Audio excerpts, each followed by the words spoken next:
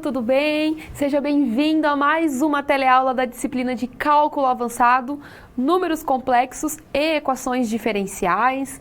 Hoje, na nossa terceira teleaula, nós vamos falar de equações diferenciais parciais e a equação do calor.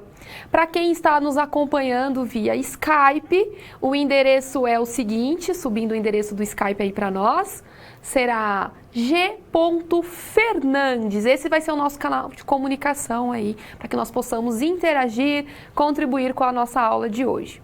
Então a gente vem traçando um caminho, na nossa disciplina, onde nós passamos pelos números complexos, trabalhamos as séries na aula anterior, vimos também fizemos uma retomada das equações diferenciais ordinárias, fizemos também levantando a questão das EDPs, que são as equações diferenciais parciais, mas em específico nessa aula de número 3, nós vamos falar da equação do calor. E quando nós falamos de equação do calor, nós precisamos conhecer, aprofundar tudo relacionado às equações diferenciais parciais, que será o tema da nossa aula de hoje. Gostaria de trazer o resumo para que você possa se localizar na nossa disciplina. Hoje a nossa aula de número 3 está de acordo com a unidade de ensino 3, onde nós vamos conhecer e resolver tanto as EDOs quanto EDPs e uma das aplicações aí dessas EDPs que vai ser a equação do calor, tá? Então isso vai ser, nós vamos bem aos poucos, cada situação vem trazendo aí um conteúdo, vai crescendo no decorrer da aula, onde a gente vai entender o modelo, vamos entender algumas condições iniciais, condições de contorno, que serão alguns termos novos que vão aparecer na nossa aula de hoje, até chegar na nossa última situação e entender como resolver uma equação do calor. Eu quero muito que você saia dessa aula entendendo como é a forma da equação do calor, qual é qual a importância dessa equação e as suas características, entendendo quais são os métodos que nós utilizamos para resolvê-las, entendendo o porquê dessa equação e as suas características. Esse é um dos principais objetivos. Relembrando, preciso que você saiba a derivada, integral, série de Fourier, retomando o conteúdo visto na aula anterior. Por quê? Serão base para que a gente possa aprofundar aí o nosso conteúdo da aula de hoje. Logo de início, eu gostaria de fazer uma pergunta. Vamos ao quadro. Por que estudar as equações diferenciais parciais? Quando a gente fala de EDO, que é um conteúdo que você já deve ter visto, que são as equações diferenciais ordinárias, na maioria das vezes nós vamos trabalhar, na maioria não, sempre com EDO, nós vamos trabalhar somente em função de uma variável. Quando entramos em EDPs, que são equações diferenciais parciais, nós estamos trabalhando com duas ou mais variáveis, que é o que vai aparecer tanto na aula de hoje, quanto na nossa próxima aula, qual nós vamos falar de equação da onda. Antes de nós conhecermos essa equação, eu vou fazer uma retomada. Como derivar uma função, a questão da equação diferencial, quando a gente deriva uma função, quando a gente integra, como que a gente faz para encontrar a solução dessas funções. Então vamos ao quadro para que a gente possa retomar esse conteúdo. Nós temos aqui uma equação, uma função y igual a 2x ao cubo, mais 5, e para eu calcular se eu quiser achar a derivada dessa função, onde eu estou representando por y', aqui neste caso específico, já que eu estou trabalhando com polinômios, então eu posso usar a minha regra do tombo, retomando conhecimentos lá do nosso cálculo básico, tá legal? O que eu faço na minha regra do tombo?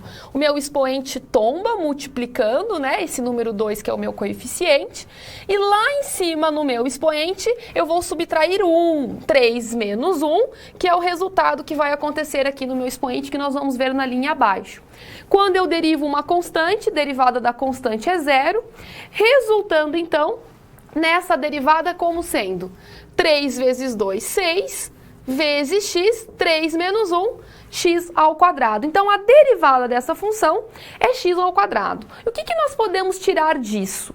Quer dizer que se eu integrar essa minha função que já foi derivada, eu vou chegar num resultado. Qual resultado será esse? Retomando agora conhecimento relacionado às integrais. Então, como que nós fazemos? Quando eu integro a minha derivada, o meu y', eu tenho o y. integrando aqui deste lado agora da equação. Lembra como que eu faço para integrar? Eu somo 1 lá no meu expoente, que foi o que eu fiz aqui.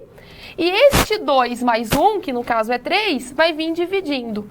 E eu somo com uma constante. Por que eu somo com uma constante? Porque eu posso substituir qualquer valor no lugar dessa minha constante, que eu vou encontrar uma solução. Solução do quê?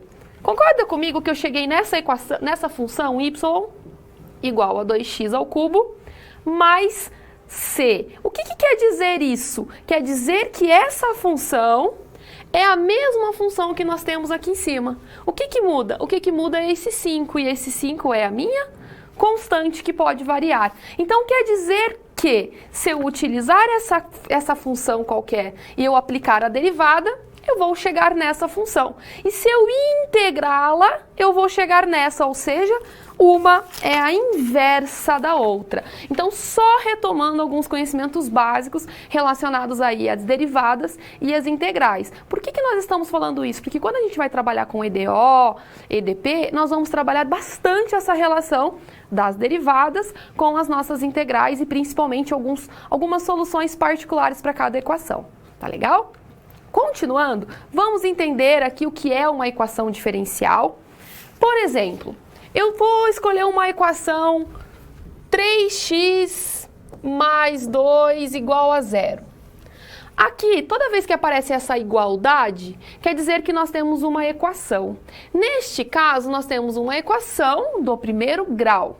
Se eu tivesse x ao quadrado mais 2 igual a 1, tem o sinal de igualdade, então eu também tenho uma equação. Neste caso, eu tenho uma equação do segundo grau. Quando eu tiver na minha equação derivadas, quer dizer que nós temos uma equação diferencial. Então, é isso que vai diferenciar agora das equações que a gente é acostumado a trabalhar aí nos nossos cálculos. Então, é legal quando a gente entende o que é uma equação. Uma equação, pode pensar na afim, né, que é do primeiro grau, uma função quadrática, que é do segundo grau. Temos também as equações exponenciais, qual o expoente é a variável, é a incógnita. Aqui, neste caso, dentro das nossas equações, vão aparecer derivadas. Primeira, segunda, terceira. Então, por isso, nós vamos trabalhar com as equações diferenciais, porque dentro das equações irão aparecer as derivadas. Continuando no quadro, nós temos também a equação diferencial ordinária. O que é essa equação diferencial ordinária? É aquela que a função incógnita depende de apenas uma variável independente. Ah, professor, o que quer dizer isso? Então, eu trouxe um exemplo para que a gente possa entender. Eu posso escrever essa derivada de y em relação a x dessa forma, assim como eu posso escrever o y', que também representa a minha derivada. Tá? Que eu quero dizer com isso? Quer dizer que eu posso derivar essa minha função em função de quem? Em função de x. Repare que eu tenho uma única variável independente, que é o x. E como que eu faço para resolver, neste caso, essa função, aplicando então os nossos conhecimentos? Primeiro, esse dx vai passar multiplicando do outro lado da igualdade.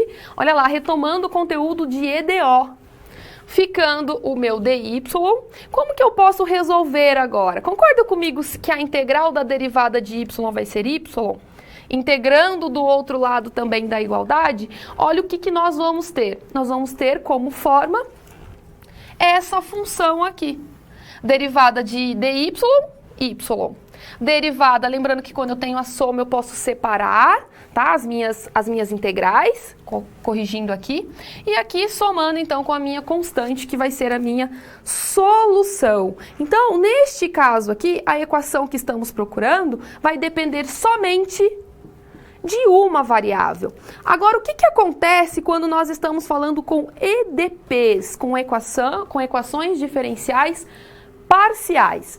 Neste caso, a equação diferencial vai depender de mais de uma variável independente. Olha o que acontece dentro da minha função. Aqui eu tenho uma função em relação a x e em relação a y. Então, nós temos duas variáveis. E aí começam a aparecer algumas nomenclaturas que são importantes e que a gente precisa ter conhecimento. Por exemplo, a derivada dessa função aqui vai ser em relação a x e a derivada dessa função vai ser em relação a y. Podemos encontrar também essa forma de representação, depende do material que você vai utilizar na literatura, que representa também a derivada daquela função em relação a x. E aqui a derivada dessa função em relação a y. Quer ver um exemplo quando a gente está trabalhando?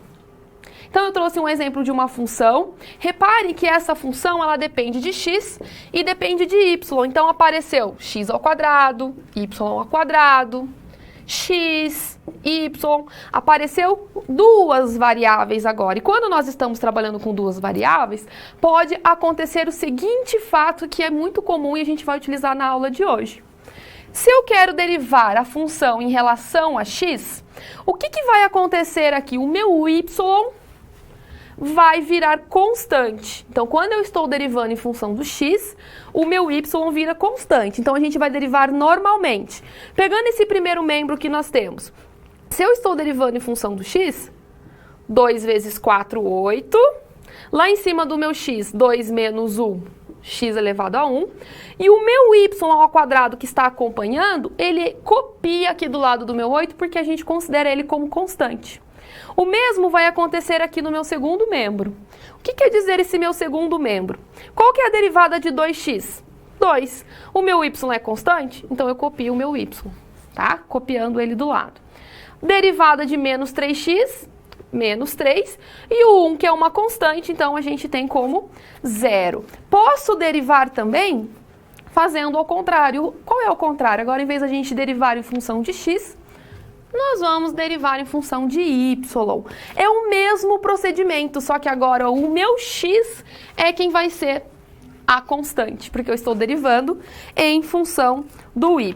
Então, olhando lá para a nossa função, o que vai acontecer? O nosso 2, que está em cima do meu y, eu vou apagar para que fique mais claro para você.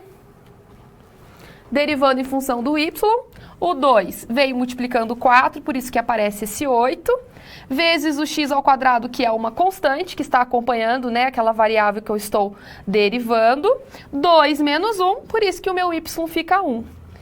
Aqui, olhando em função do meu y, a derivada de 2xy, restando somente 2x.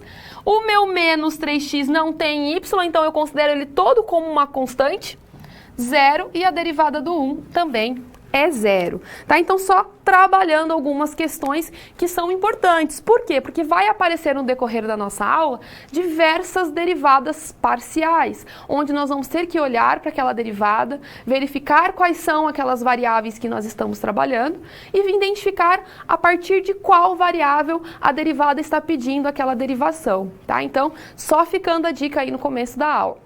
Aparecem também algumas outras definições que eu acredito que seja importante, porque vamos trabalhar primeira derivada, derivada segunda, derivada terceira, e isso a gente precisa estar aí na ponta da língua para que a gente não erre as nossas situações problemas. Então, vamos ao quadro. Primeiro, se eu quero a derivada primeira, que é o que a gente já acabou de ver, eu tenho derivada em relação a z, né, aquela função em relação a x, assim como eu posso ter em relação a y. Então, considerando essa minha função, aqui eu derivei tudo em função de x, considerando o meu y quando ele está acompanhado do x uma constante, e aqui eu derivei uma vez em relação a y. Nós temos também a derivada segunda. O que seria a derivada segunda?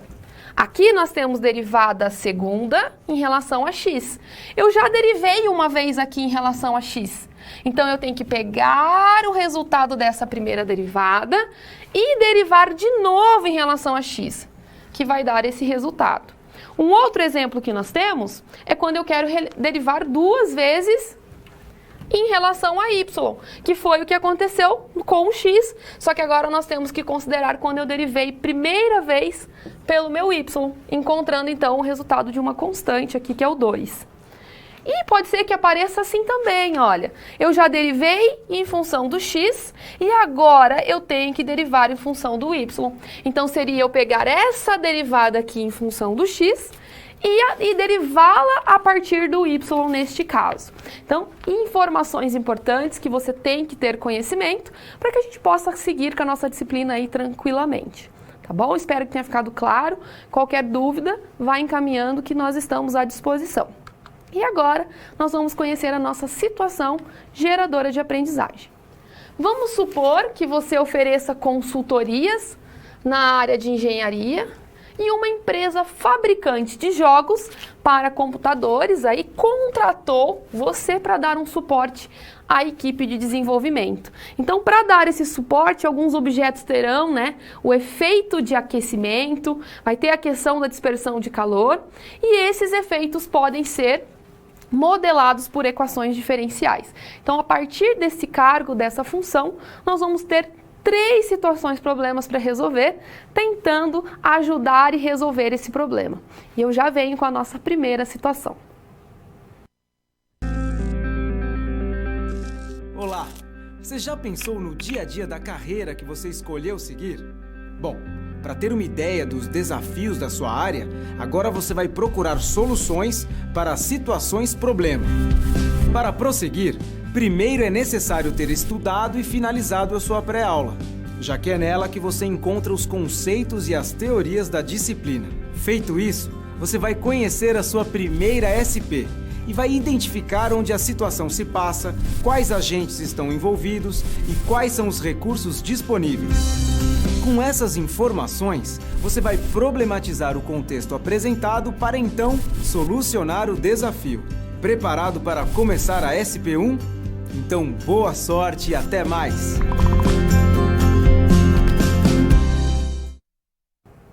Bom, agora que nós já retomamos, os conceitos relacionados à derivada, à integral, que são um dos conceitos que nós vamos precisar para a aula de hoje, já relembramos a questão da primeira derivada, segunda derivada, como que a gente pode entender uma EDO e uma EDP. Isso é importante, porque conforme nós formos conversando e avançando na nossa aula, vai surgir muito isso. Às vezes, uma EDP, a gente tem que cair numa EDO para que a gente possa encontrar soluções. Porque é muito mais comum encontrarmos soluções para as EDOs, que são as equações diferenciais ordinárias, do que para as equações diferenciais parciais. Então, nós vamos usar algumas técnicas que de uma EDP nós vamos cair para uma EDO para chegar à sua solução. E agora vamos conhecer a nossa primeira situação-problema. Você está fornecendo consultoria e precisa dar uma explicação geral para a equipe, com um modelo mais simples antes de começar a trabalhar com o modelo de simulação de dispersão do calor. Então, nós temos aqui um modelo, tá? Um modelo matemático, e ele tem aquela questão de como que você explicaria que esse modelo pode chegar numa solução desta forma. Então, para que a gente possa entender, vai ser necessário fazer um apanhado geral sobre as EDPs, entendermos as suas classificações, como que elas se comportam. Claro que no início do nosso primeiro bloco, eu já vim dando uma pincelada, apresentando qual é a diferença de uma EDO para uma EDP, só que agora nós vamos entrar mais a fundo nas EDPs, para que a gente possa entender como que aquele modelo pode chegar numa solução daquela forma. Não que nós vamos resolver já esse modelo, não, porque isso nós vamos fazer na nossa terceira situação-problema. Mas nós vamos começar a entender como se comporta, algumas condições que são necessárias, algumas formas de resolução, o que é necessário de conhecimento para que a gente possa avançar. Então vamos entender algumas classificações das nossas EDPs. Quando a gente fala de classificação, as nossas EDPs, elas podem ser classificadas pela ordem, tá? E elas podem ser classificadas também se ela é linear ou se ela não é linear. Então, primeiro de tudo, a gente já sabe que a EDP, ela tem mais que 2 variáveis independentes. Isso é uma característica importante. A ordem de uma ADP vai ser a maior ordem de derivação presente na equação que a gente estiver trabalhando, tá? Então, a maior ordem da derivação vai ser a ordem daquela EDP. Já se ela é linear, será se a função e as suas derivadas parciais aparecerem aí com potência 1. Os coeficientes que acompanham a derivada é 1, tá? Caso ao contrário, ela será não linear. E nós temos também a questão do grau de uma ADP. Quando nós estamos falando de grau, será o maior expoente da maior derivada, tá? Só trazendo algumas características. Olha o exemplo que eu trouxe. Essa primeira, que representa uma EDP, por que ela representa uma EDP?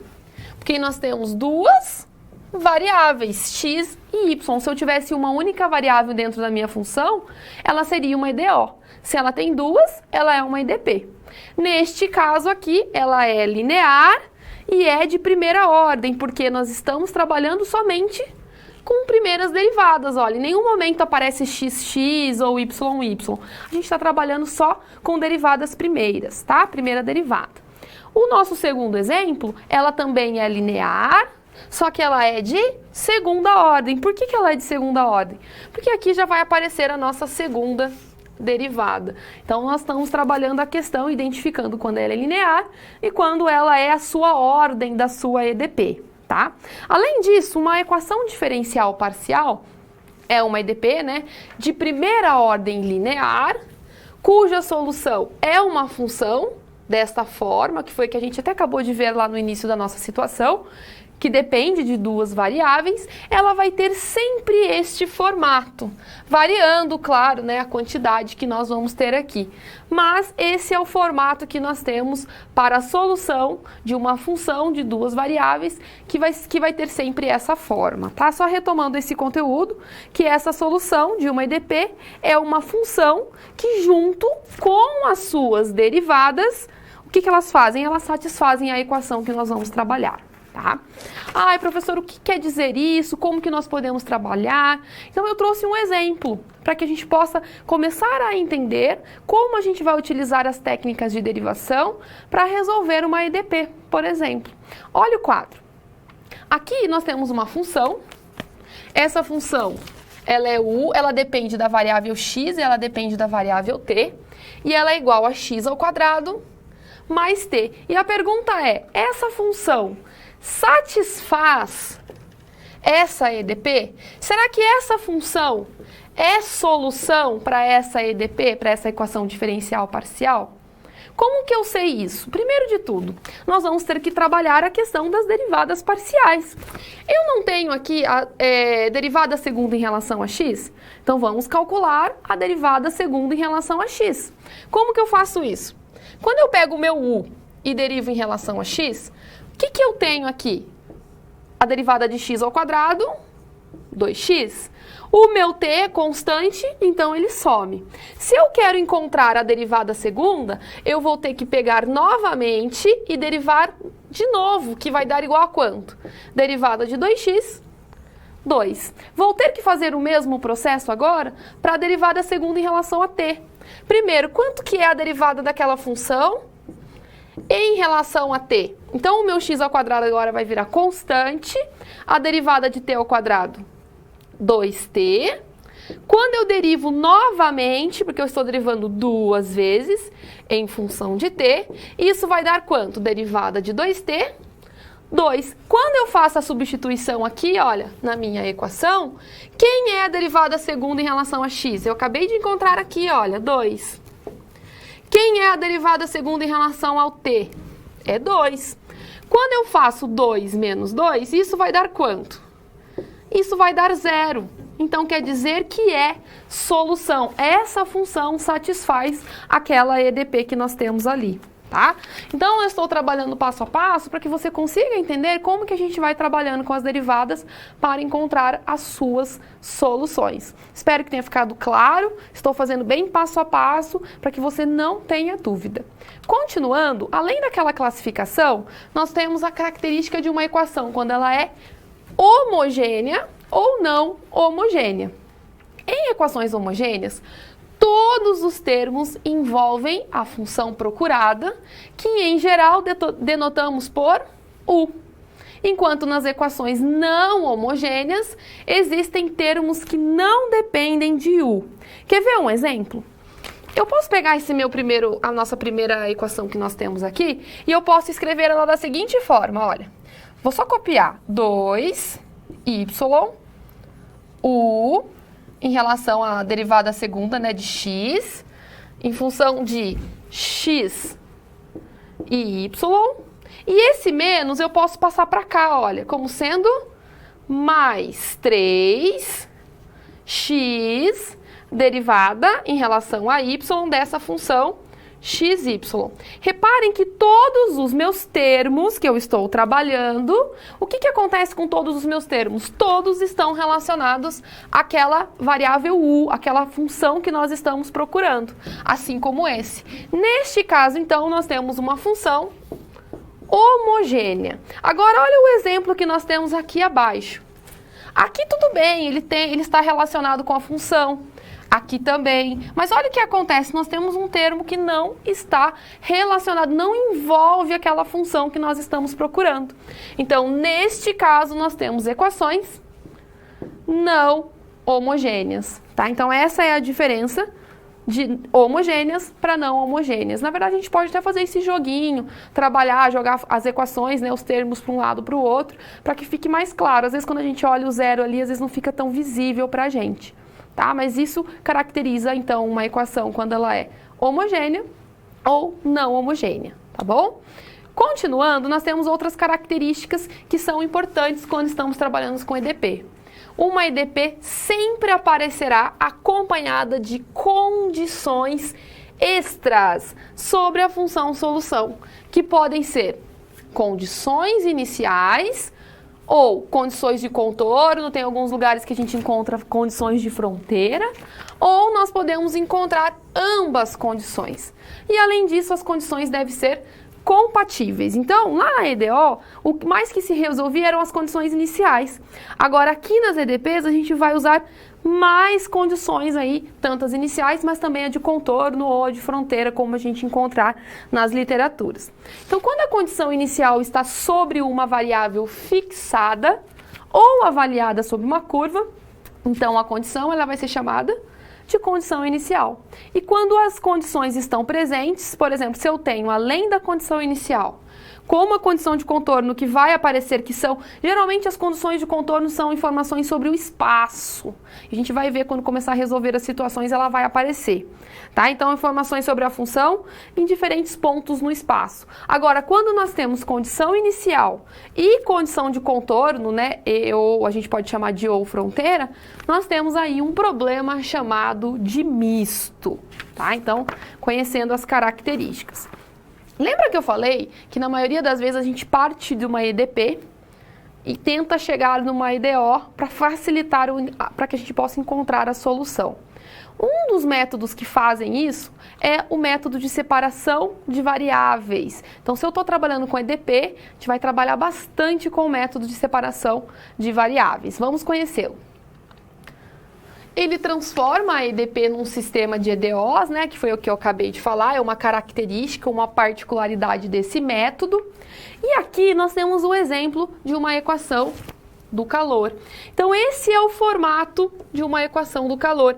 Ele tem uma função que está derivada em relação a t, derivada primeira, que vai ser igual a esse alfa elevado ao quadrado. Esse alfa vai ser a nossa questão da temperatura, né, da difusão térmica, tá? Então, vai aparecer bastante quando estivermos trabalhando aí com a função com a equação do calor.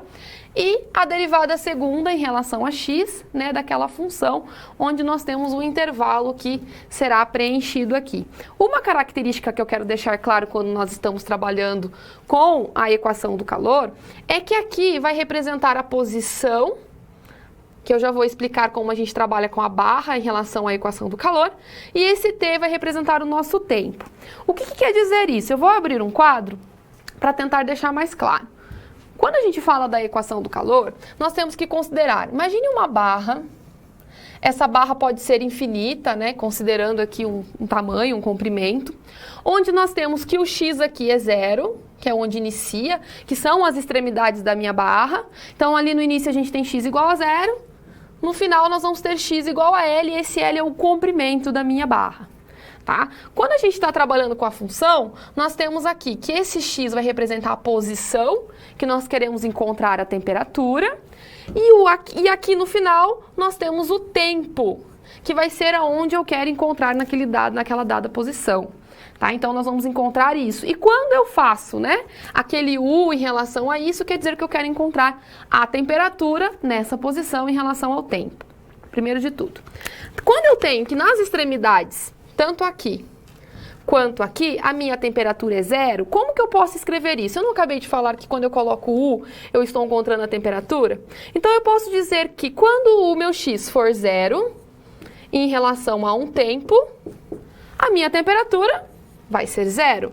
Assim como pode acontecer também quando aqui, no caso, a minha posição for L, que é o final da minha barra, em relação a um tempo, também vai ser zero, que são algumas condições que nós estamos trabalhando e vai aparecer. Considerando que esse tempo tem que ser maior e igual a zero, tá? E quando a gente tem que o comprimento dessa barra é igual a x, em relação aqui no caso ao tempo, eu tenho que essa temperatura vai ser então a minha função em relação a x. Tá? Só trazendo algumas características. E essas características são as que nós temos aqui, olha, quando eu começo a trabalhar com essas condições. Olha lá, fazendo igualzinho o que a gente acabou de fazer. Quando estamos na extremidade com x igual a zero, a minha temperatura vai ser zero. Quando eu estou na minha outra extremidade, que o comprimento da barra é L, nós temos também que aquela temperatura é zero, considerando, né, que meu T tem que ser maior ou igual a zero. E quando eu considero que a posição é igual a x, nós vamos ter que a temperatura é igual à função, tá? Pensando e considerando nesse x pertencente ali àquele comprimento que nós temos naquela barra. Vamos supor que a equação possa ser escrita da seguinte forma, que é o que diz o nosso método de separação de variáveis. Quer dizer que nós podemos escrever essa função em relação ao quê? A multiplicação dessas outras duas funções, que é o produto, e isso é o método de separação de variáveis. O que quer dizer esse método de separação de variáveis? Que é o que a gente vai resolver agora. Então, aqui nós vamos organizar pensando o seguinte. Lembra que nós tínhamos a questão de que agora nós estamos utilizando o método de separação de variáveis, onde eu posso escrever o produto dessas duas funções, tá? E quando eu trabalho com a minha equação do calor, que é algo que nós vamos ter que substituir, lembra que a forma da função do calor era assim, U é a função derivada em relação a derivada primeira em relação a T, igual ao quê? Igual ao meu alfa ao quadrado, vezes a minha função derivada segunda em relação a x. Então, o que eu preciso ter para substituir? Nós vamos ter que encontrar a derivada primeira em relação a t e a derivada segunda em relação a x. Como fazer isso? Então, nós podemos utilizar essa multiplicação. Considerando essa função em relação a x e a t, eu posso dizer que a derivada primeira em relação a t é o mesmo que eu copiar o meu x de x, que vai ser uma constante, e derivar o meu t em relação a t. Quando eu quero fazer agora tudo isso em relação a x, a derivada primeira em relação a x, eu vou derivar o meu x e vou copiar o meu t de t. E agora eu tenho que derivar novamente em relação a x, que são duas vezes. Então, aqui vai ficar a derivada segunda vezes o t de t. Feito isso, nós vamos substituir na nossa equação do calor. Como que eu faço para substituir, né? Quem é o meu U, a minha derivada primeira de t em relação a U? Acabamos de encontrar aqui em cima, olha. Fazendo a substituição, nós vamos ter esse produto. Copiando aqui a minha constante, alfa ao quadrado, vezes quem? Vezes a minha derivada segunda em relação a x. Quem é a minha derivada segunda em relação a x? Essa função aqui, que foi que nós copiamos. Então, nós estamos usando um método somente para tentar resolver, né, chegar aí numa solução dessa equação. O que eu fiz aqui agora? Eu passei multiplicando cruzado. Olha lá, esse meu x de x veio dividindo do outro lado da igualdade, e esse meu t de t também veio dividindo do outro lado da igualdade. E aqui nós temos uma característica importantíssima, que é um detalhe na hora que nós estamos trabalhando com separação de variáveis. Então, olha lá, do lado esquerdo da igualdade anterior, nós temos uma função que só depende de t, que é o que nós temos aqui, olha. Enquanto do lado direito a gente também tem uma função que só depende de x. O que só pode acontecer se cada uma dessas expressões for igual ao quê? Se eu considerar que isso é constante. Então, se eu considero que para acontecer isso elas têm que ser constantes, então vamos imaginar o seguinte. Eu tenho que este valor a gente vai chamar de uma constante lambda, assim como esse valor também vai ser uma constante lambda. Então, fazendo as substituições, quando a gente isola, eu tenho o seguinte. Se eu posso escrever que esse t', né, de t vai ser igual ao lambda, que é toda aquela função que nós temos, vezes quem? Vezes esse t de t que vai passar multiplicando. Assim como eu posso escrever esse x, duas linhas, né, que é a derivada segunda, igual ao lambda sobre o alfa ao quadrado, vezes o x do x. Então, nós estamos trabalhando aí com aquela questão para isolar as nossas, pela separação de variáveis. Feito isso, quando a gente chega nessas duas equações, olha o que nós temos. Nós temos casos particulares de equações diferenciais ordinárias. E quando nós estamos trabalhando com essas equações diferenciais ordinárias, por que elas são EDOs? Porque agora elas estão em função de uma única variável. Aqui está todo mundo em relação a t e aqui está todo mundo em relação a x. E aí nós temos formatos, né? Lembrando da questão de EDO, que você já deve ter estudado, que são os casos particulares das soluções de quando estamos trabalhando com EDOs. Então, a partir disso, nós temos o formato dessas soluções, tá? Que é o que nós chegamos aí aplicando o método. Então, relembrando que nas próximas sessões a gente vai utilizar as condições iniciais e as condições de contorno para resolver essa equação do calor. Então, até o momento, repare, a gente utilizou o método de separação de variáveis para chegar em quê? Para chegar em outras duas EDOs. E a partir da EDO, a gente já sabe como são as formas, né, das soluções de uma equação diferencial ordinária. Então, o método de separação de variáveis possibilita isso. Continuando, o que nós temos aqui agora? A resolução do nosso problema. Você deve dar uma explicação para a equipe da empresa de games sobre essa equação. Então, essa é a equação que nós temos. 5 vezes a derivada primeira em relação a x, mais 2 vezes a derivada primeira em relação a t. E podemos escrever isso da seguinte forma, né? Como sendo essa função a soma das outras duas. Então, a gente vai fazer o quê? Nós vamos fazer a substituição em cima daquela função. Ou seja, eu posso escrever isso como sendo 5, a derivada em relação a x, mais o quê? 2 da derivada em relação a t, que é a primeira derivada, e tudo isso vai ser igual a 0. Logo, como x é uma função de x, aqui também vai ter essa particularidade, e t é uma função de t, o que acontece aqui? A única forma de satisfazer, se cada uma delas for linear de primeiro grau, que após a derivada vai dar uma constante. Então, nós podemos escrever, né, esse t de t como menos 5t, e esse x de x igual a 2x. Logo, nós vamos ter a nossa solução aqui como sendo representada dessa forma, que é o que vamos poder explicar e como chega no início do modelo, que era o início da nossa situação.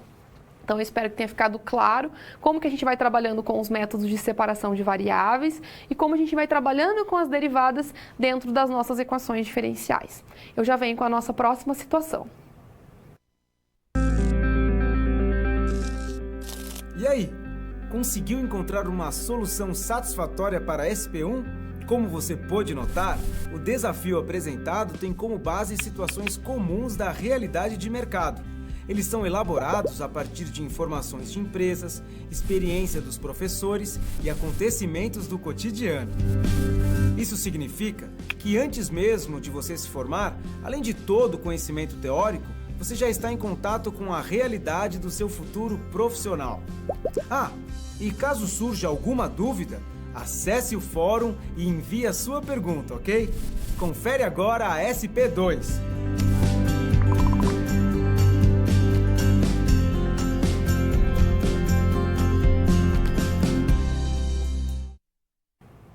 Bom, então a gente já entendeu a questão do método de separação de variáveis, como nós podemos trabalhar, como que é elaborada essa questão da equação do calor, né? Pensando ali naquela barra, como que ela pode ser construída, a questão da posição X, do comprimento, da temperatura, em relação ao tempo e como que nós podemos decompor essa equação diferencial parcial a partir de EDOs utilizando a separação de variáveis. Agora nós temos outra situação, problema. Vamos ao quadro. Você agora precisa explicar para a equipe de desenvolvimento como se modela a dissipação de calor em uma barra, relacionando essa função aqui, né, U de x e t, que descreve a temperatura no ponto X e no tempo t, e as soluções de uma EDP. Então, nós temos aí, né, que explicar para essa equipe como obter esse modelo de temperatura, considerando nós vamos ter aí o comprimento da barra, vamos ter a temperatura inicial a partir de uma função, temos que pensar as condições iniciais, relembrando que todas essas situações, problemas que nós estamos resolvendo aqui na aula, elas estão lá no seu livro didático, então qualquer dúvida você pode se apoiar a ele. Temos os nossos fóruns para que você possa tirar as suas dúvidas, para que você consiga aí dar conta de todo o conteúdo, tá bom? E como que nós podemos, então, determinar essa questão da equação do calor? Vamos ao quadro. Primeiro, essa equação, ela vem da lei de condução do calor, do Fourier. Lembrando que você já viu a série de Fourier na aula anterior, que nós vamos ter que retomar na aula de hoje, que diz que o fluxo de calor, que é a quantidade de energia, que é transferida em cada unidade de área por unidade de tempo, que passa por um material, é proporcional ao negativo do gradiente da função, que vai dar, então, a temperatura. Então, a constante de proporcionalidade é chamada de constante de condutividade térmica, que é aquela constante que aparece lá nos nossos problemas. Então, eu vou trazer agora um exemplo que é bem parecido daquele quando que eu fiz um esboço no quadro branco, né, representando a equação do calor. Primeiro, lembra que o nosso X é o comprimento da minha barra, então ele pode iniciar na origem, que é 0, e ter um comprimento aí até o L, e esse T tem que ser aqui, neste caso, maior que 0, relembrando algumas condições. Uma equação diferencial parcial, dessa forma, onde eu tenho aqui aquela constante de condutividade térmica multiplicada pela derivada segunda em relação a x, igual a derivada primeira em relação a t, em que a ali vai ser uma constante positiva, né? E o u é uma função de x e t, que foi o que nós acabamos de trabalhar, considerando, só arrumando aqui, tá, o meu a como sendo uma constante, eu estou trabalhando com alfa. E esse alfa ao quadrado, que é o material de que é feito a barra e a difusão térmica, tá? Então, algumas informações que são extremamente importantes. E aqui a gente tem um exemplo daquela barra, bem parecida com aquela representação que eu fiz, em que traz as extremidades da minha barra, que x igual a 0 e x igual a L, tá? A espessura aqui vai ser desprezada, porque ela é muito menor que o comprimento. E esse U, né, que é essa função em relação a x e t, vai ser a temperatura naquela determinada posição, tá? Considerando ainda essa equação, nós temos a condição inicial. O que é a minha condição inicial? Igual nós já tínhamos visto nos slides anteriores quando eu montei.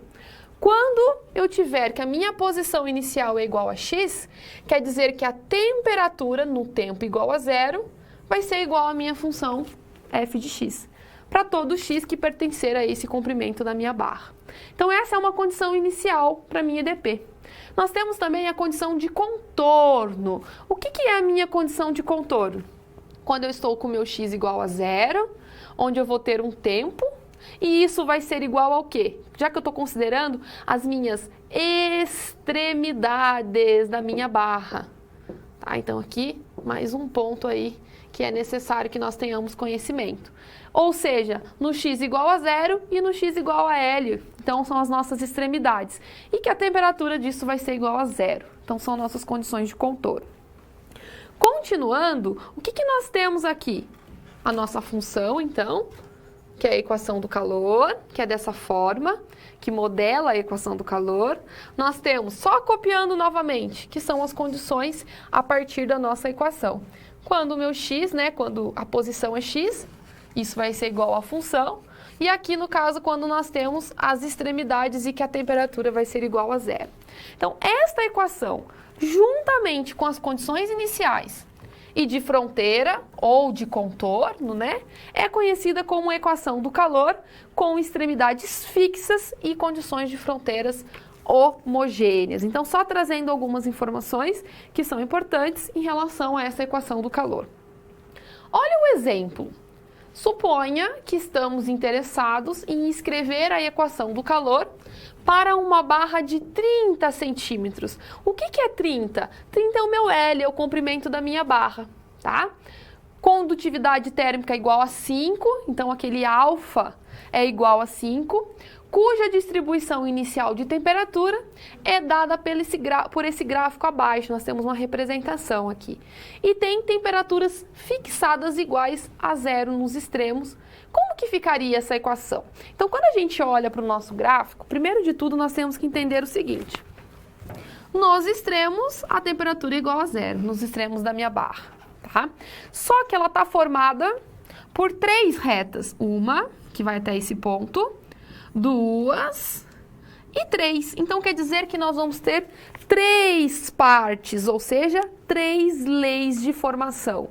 E nós vamos ter que respeitar esses determinados intervalos. Então, por exemplo, a gente pode chamar essa primeira aqui de P de X. Eu posso chamar esse outro pedaço que é constante de Q de X. E essa outra que decresce eu vou chamar de R de X, que serão as minhas funções. A P de X, o que acontece com a P de X? Ela passa pelo ponto 0 e 0, que é a origem, e ela tem um ponto aqui 10 e 10. Então, quer dizer que ela é uma função linear, ou seja, o P de X vai ser igual a X. Então, essa é a nossa função de P de X. Quando eu olho a Q de X, ela é uma constante. Em todo momento da sua função, ela é igual a 10. Então, eu posso escrever a Q de X igual a 10. E olhando a minha reta R de X, que é uma reta que decresce, ela tem quais pontos? Ela vai passar pelo ponto 20 e 10 e pelo ponto aqui, olhando, 30 e 0. Então, montando a nossa equação da reta, nós vamos ter que essa função de R de X vai ser igual a 30 menos X. Tá? Então, eu utilizei algumas informações básicas para que a gente pudesse criar aí essas funções. Como que nós podemos escrever isso? Olha, o que eu acabei de fazer, a gente só vai organizar aqui neste slide. Então, a gente chamou de P de X, quando ela vem é essa parte da minha função. Q de X, essa parte da minha função. E R de X, essa parte da minha função que decresce. E lembrando, então, que nós temos que o P de X é igual a X. A função Q de X é igual a 10, porque é uma constante. E a minha função R de X é igual a 30 menos X. Tirando dados aí do meu gráfico. Continuando, a equação ela vai ficar da seguinte forma. Por que nós colocamos 25 aqui quando nós estamos trabalhando com a nossa equação? Lembra que aqui é o mesmo que o meu alfa ao quadrado?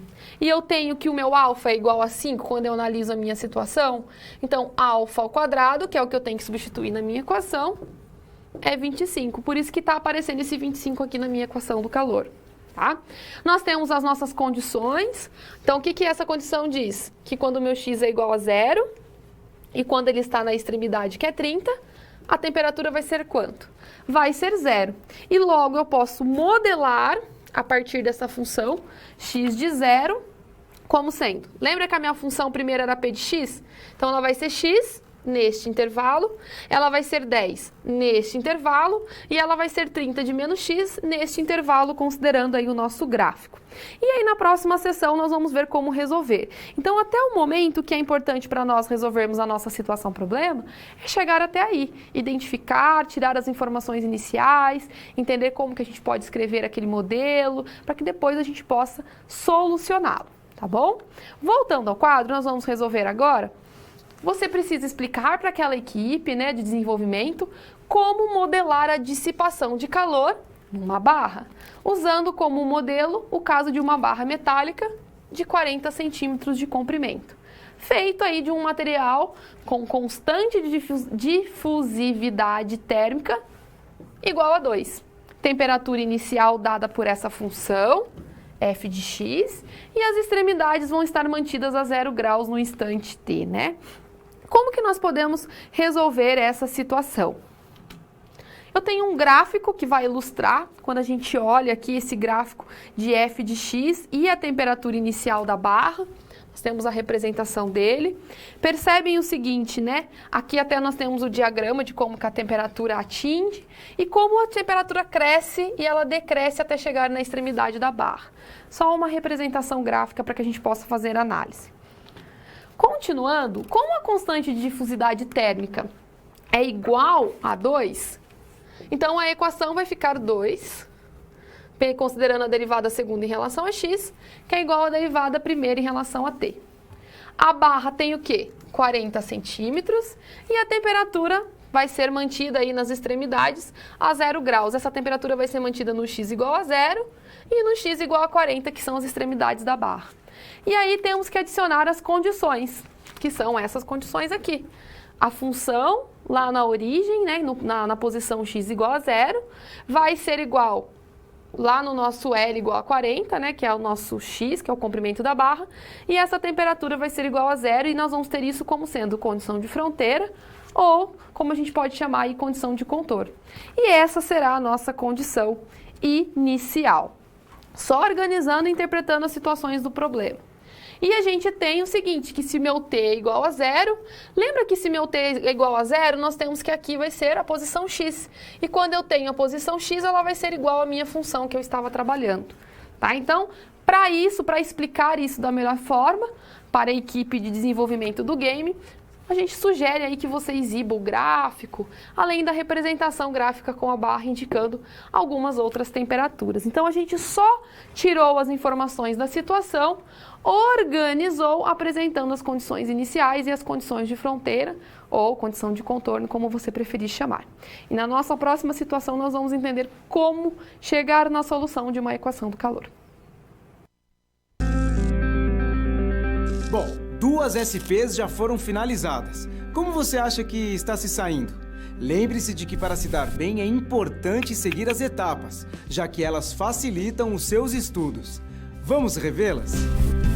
Primeiro, é necessário estudar a pré-aula para conhecer a teoria e os conceitos da disciplina. Em seguida, leia a SP com atenção para conhecer e interpretar a situação exposta. Feito isso, você deve levantar hipóteses sobre a situação-problema, considerando os recursos disponíveis. E, por fim, você deve aplicar os conceitos estudados com foco em resolver a problematização. Combinado? Então, fique agora com a SP3. Até mais!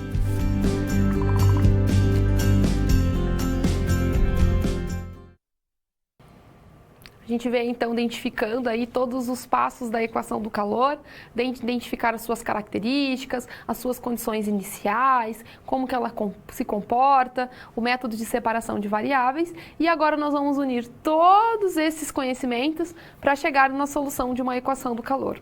Vamos ao quadro. Você precisará explicar para a equipe de desenvolvimento como resolver a equação abaixo, utilizando a metodologia desenvolvida nas sessões anteriores.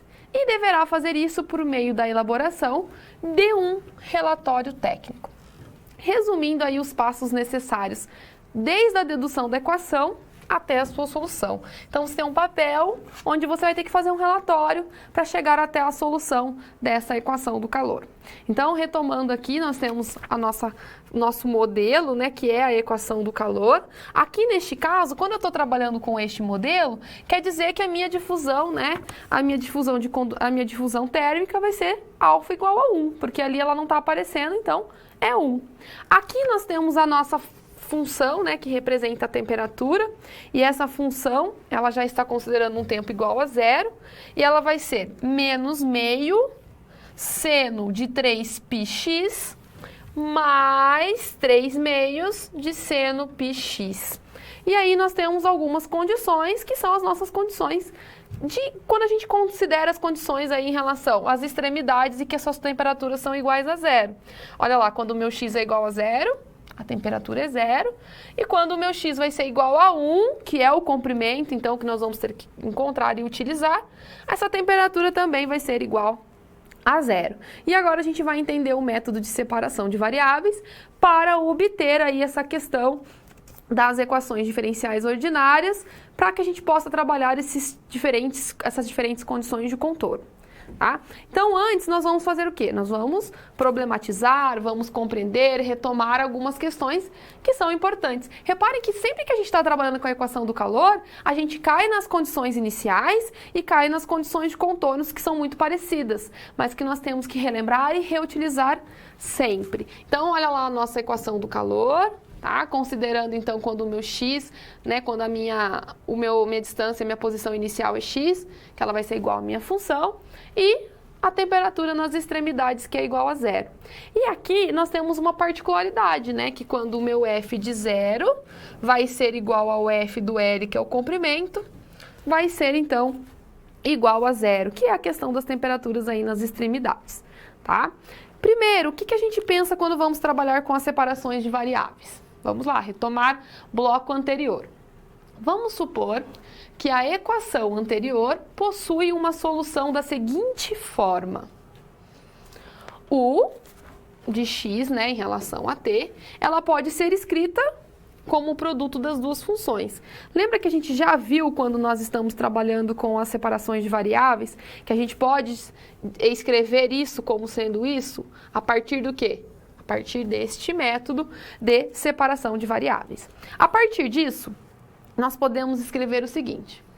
Primeiro, se eu estou considerando a minha equação do calor, como que é a forma da minha equação do calor?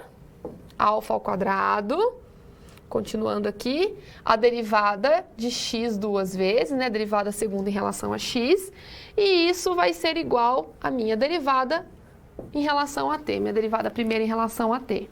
Então, nós temos que primeiro trabalhar, lembra que a gente já viu toda essa parte aqui das minhas, quando eu estava trabalhando com a parte da separação de variáveis, e que a gente isolava e chegava na derivada segunda em relação a x, como sendo menos lambda, x de x, e aqui a minha derivada primeira de t vai ser igual a menos alfa ao quadrado, vezes o meu lambda, vezes o meu t de t. Isso a gente já provou já em slides anteriores, tá?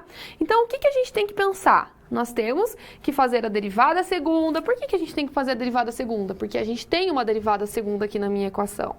Professora, por que eu tenho que fazer a derivada primeira? Porque eu tenho uma derivada primeira em relação a t. Por isso que a gente começa a trabalhar e fazer esses jogos, tá? E aí nós temos as nossas condições iniciais. Quem são essas condições iniciais? Eu tenho que, se o comprimento da barra, ou seja, se eu estou na posição x igual a 0, então a temperatura vai ser 0 de U, de 0 de T, e aí nós podemos substituir o quê? Eu não posso escrever isso como sendo o produto das duas funções, que foi o que eu acabei de fazer? Só que se o meu x é 0, então aqui eu posso considerar no lugar do meu x o 0. E lembra que a temperatura nesse ponto vai ser x de 0 é 0. Então, a partir disso, neste caso, a gente tem que considerar que isso não faz sentido nenhum. Então, a gente vai descartar essa condição, porque não faz sentido a gente ter que esse x seja 0. Então, descartando essa condição, nós vamos partir para a próxima. Então, olha lá. Só abrindo aqui todos os nossos passos.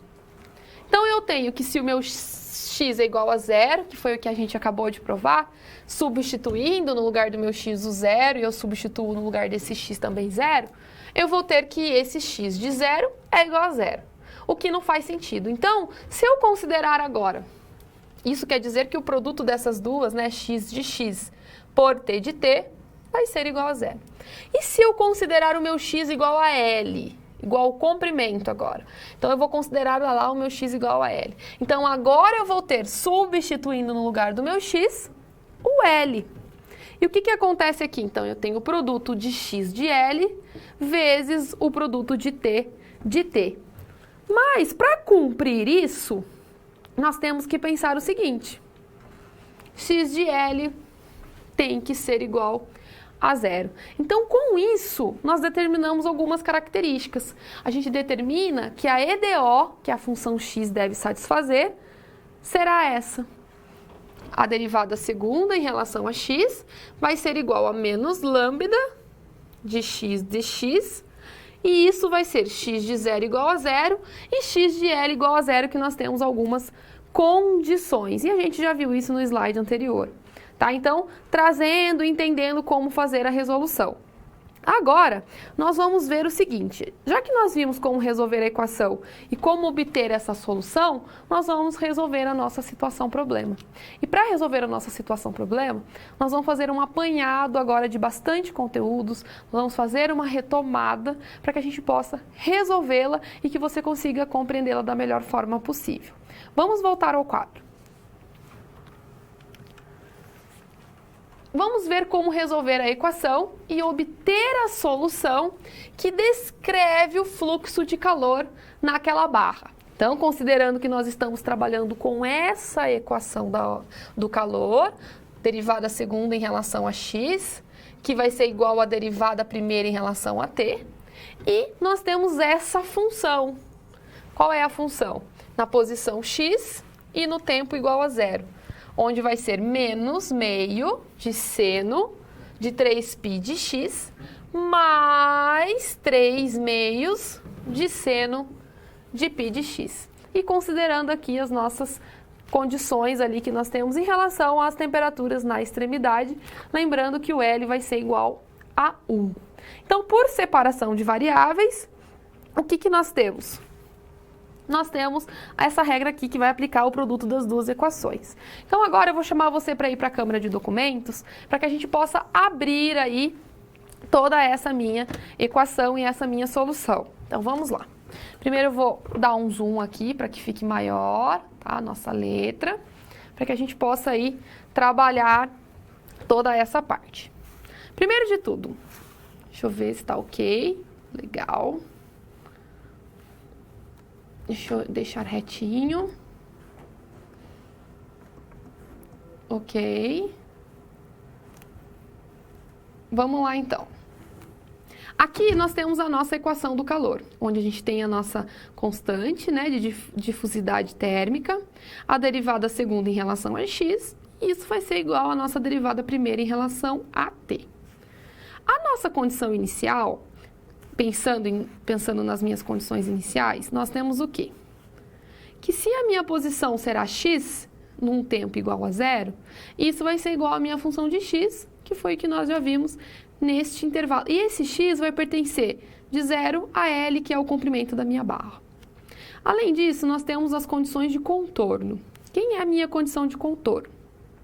Se eu considero o meu x igual a zero, que é uma das extremidades, lá no início da minha barra, um tempo qualquer aqui que pode variar, né, maior que zero, isso vai ser igual, pensando que essa função representa a minha temperatura, tá? Nós temos que deixar claro isso, vai ser igual à temperatura da barra na extremidade L. E esse L pode variar dependendo do comprimento que eu estou considerando a minha barra. Então, a temperatura lá do início é igual à minha temperatura da extremidade, que são as extremidades da minha barra, vai ser igual a zero. Então, retomando as minhas condições, tanto inicial quanto de contorno.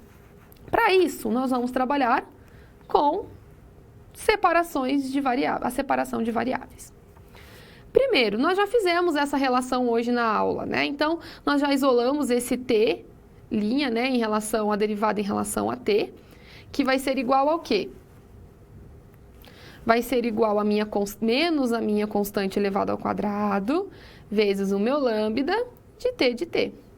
E eu tenho aqui também, um pouco mais adiante, deixa eu centralizar, eu tenho que a minha derivada segunda em relação a x vai ser igual ao meu lambda vezes o meu x de x, com condições iniciais, quando o meu x for igual a zero, isso vai ser igual a zero, tá? Ai, professora, como que a gente chega nessa parte da separação de variáveis? Olha, nós já fizemos na aula de hoje, lembra quando a gente isola, passa multiplicando, considera a divisão como um constante, aí a gente chega na função dessas duas derivadas, a derivada primeira e a derivada segunda.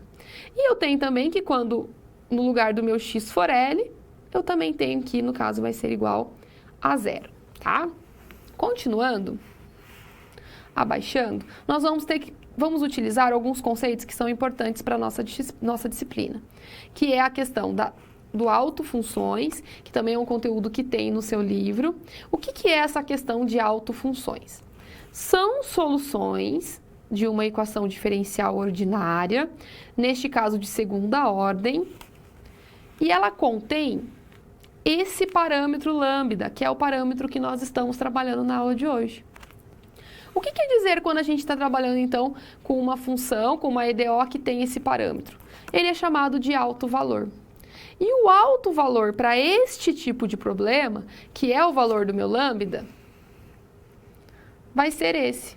Lambda vai ser igual a n ao quadrado vezes π ao quadrado dividido por L ao quadrado. Então, esse vai ser o valor, né, desse alto valor que a gente vai substituir mais abaixo. Então, esse valor aqui, ele é importantíssimo, porque a gente vai precisar dele também. Ah, professora, eu estou com dúvida. Qualquer coisa, a gente tem o nosso fórum, no nosso livro também tem a descrição desse alto valor, para que você não tenha dúvida, tá? Continuando, eu vou abrir todos aqui, que eu acho que vai ficar mais fácil para eu mexer com você. Nós temos autofunções associadas a esse problema, que são, no caso, quando a gente considera o n maior que zero. Então, quando a gente está trabalhando ainda com esses autovalores, considerando aqui esse parâmetro, nós vamos utilizar que esse x de x vai ser igual ao seno de nπx dividido por L, tá? Então, isso é algo que nós vamos considerar para que a gente possa fazer a substituição depois abaixo. Então, a partir dessas condições acima, a gente vem daqui, olha lá, descendo dessa função que nós temos aqui em cima, que nós estávamos trabalhando com a separação de variáveis, essa vai ser a mesma função que nós vamos trabalhar aqui abaixo agora, olha lá. Ela está sendo escrita e representada aqui. Então, a mesma função que estava lá em cima, a gente está trazendo ela aqui para baixo.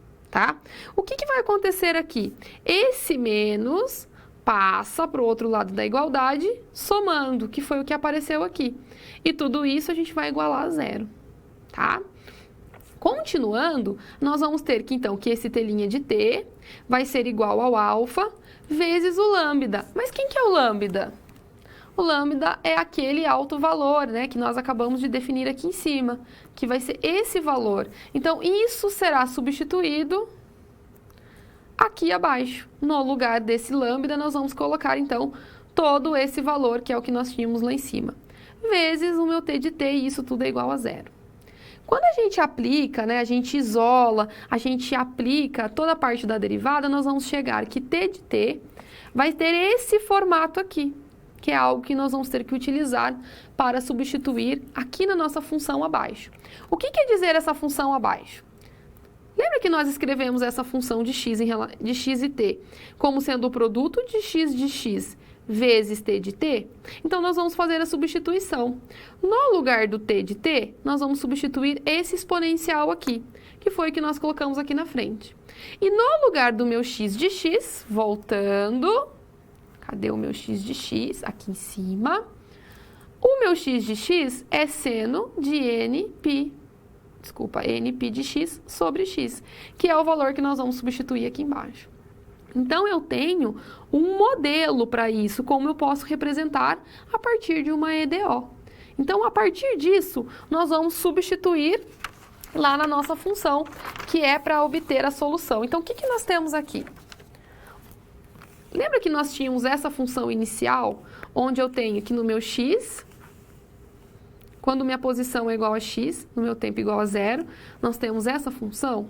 Voltando à nossa aula anterior, se eu estou trabalhando com seno ou cosseno, que são as funções trigonométricas, aqui eu tenho o formato de uma série de Fourier, onde eu tenho os coeficientes de uma série de Fourier, e se a gente verifica na expressão da solução geral, que nós vamos obter, com os autovalores e as autofunções que a gente acabou de encontrar, a única possibilidade de solução geral vai ser essa. Repare o seguinte, isso aqui, essa solução está lá no seu livro. Eu quero que você atente-se no seguinte. Esse 3/2 seno de πx, ele está sendo representado aqui, onde a gente faz as substituições lá naquele modelo que a gente viu aqui agora na folha anterior. E este menos meio é esse coeficiente que nós temos aqui, fazendo então toda a substituição em cima da minha questão dos meus autovalores e das minhas autofunções. Então, tem algumas atividades, alguns exercícios que às vezes não vai trazer esse coeficiente que nós estamos considerando aqui, que é o coeficiente da série de Fourier. E aí nós temos que encontrar. Neste caso dessa solução, ela trouxe esses valores desses coeficientes. Então, por isso, não teve a necessidade de encontrar o valor desses coeficientes, porque ali ele já trouxe no formato de uma série de Fourier, onde nós tínhamos os coeficientes. Então, repare que a partir de uma solução de uma EDO, utilizando a separação de variáveis para chegar em EDOs, a gente conseguiu resolver aí, encontrar a solução daquela função que estava numa forma de função de série de Fourier, onde nós já tínhamos os coeficientes. Continuando no quadro, nós temos aqui, então, o esboço, como que a gente pode trabalhar e representar graficamente. Então, a solução, né, para essa função x de t vai ser 3/2 vezes seno de πx. Lembrando aqui que nós estamos trabalhando com exponencial de menos π ao quadrado vezes t, menos meio seno de 3πx, multiplicado pelo exponencial de menos 9π ao quadrado vezes t. E agora você já pode montar um pequeno tutorial para a equipe de desenvolvimento, explicando como implementar corretamente uma simulação do fluxo de calor no jogo. E assim poderão aí dar continuidade ao projeto. Já essa figura aqui, o que a figura mostra? Ela vai mostrar a evolução da temperatura com o passar do tempo. E é possível observar que a temperatura vai tender a 0 rapidamente. Então, ela cresce e logo ela tende a 0 novamente. Então, como a temperatura se comporta. Tá? Então, nós chegamos ao fim, né, de mais uma situação, utilizando aí alguns modelos já utilizados nas EDOs para resolver mais este modelo. E eu já venho com mais uma situação e mais um exemplo. Bom, chegamos ao final da nossa aula. E depois de concluir todas as SPs, é hora de você refletir sobre tudo que aprendeu com os desafios. Vamos lá? Primeiro, ficou claro que o conhecimento vem ao fazer uso do material didático disponível no ambiente virtual do aluno. Isso inclui fazer a pré-aula, assistir aos vídeos, ler os textos e acessar as web-aulas. E depois de compreender os conceitos da disciplina, você aprendeu como aplicar os fundamentos aprendidos em situações similares às da realidade do mercado de trabalho. Tudo isso faz de você um aluno proativo e mais capacitado para exercer a sua profissão, o que te coloca passos à frente na hora de ter sucesso profissional. Mas não acabou, você ainda tem a sua pós-aula para acessar, não vai esquecer, hein? Cada parte do processo é essencial para a sua aprendizagem. Respeite todas as etapas, ok? Bons estudos! Tchau!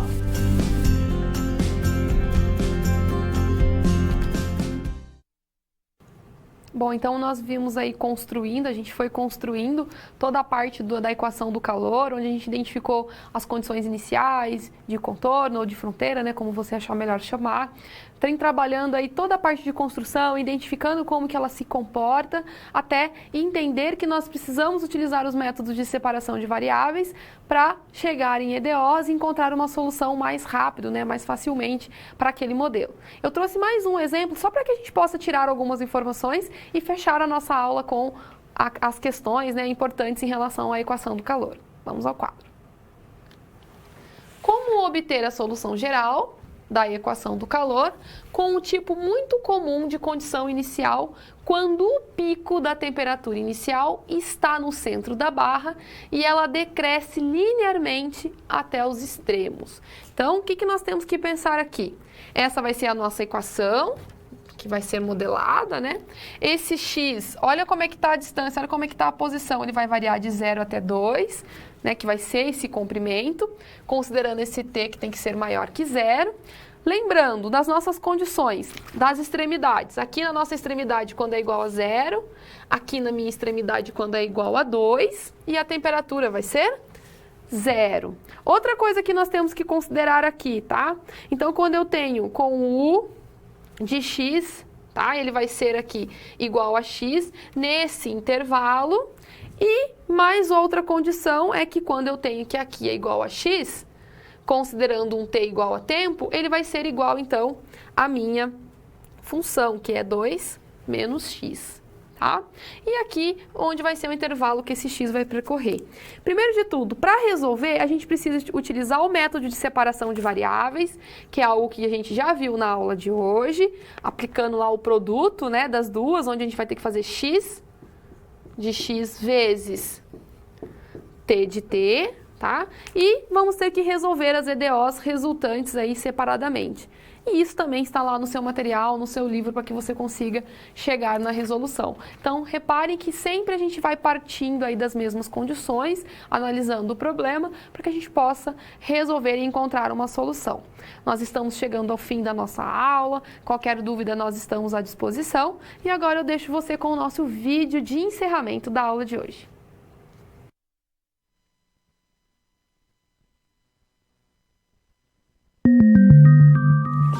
Imagine que você trabalha em uma indústria siderúrgica. Sua função é avaliar a propagação de calor em uma placa metálica. Como você acha que poderíamos resolver essa tarefa?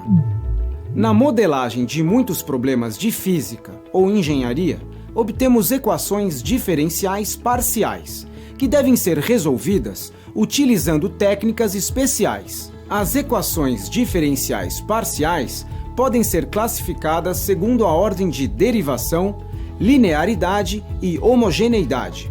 A ordem de uma EDP é a maior ordem de derivação presente na equação.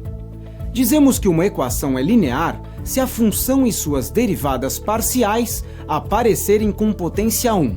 Caso contrário, ela será considerada não linear. Em equações homogêneas, todos os termos envolvem a função procurada, em geral denotada por u.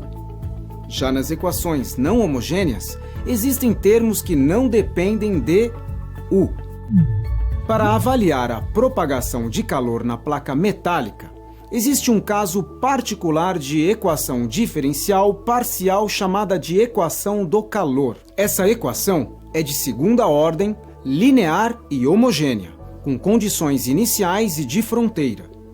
Como o nome sugere, a equação do calor é um modelo matemático para a difusão de calor em sólidos, também chamada de equação da difusão térmica. Para obtermos a solução da equação do calor, utilizamos o método da separação de variáveis.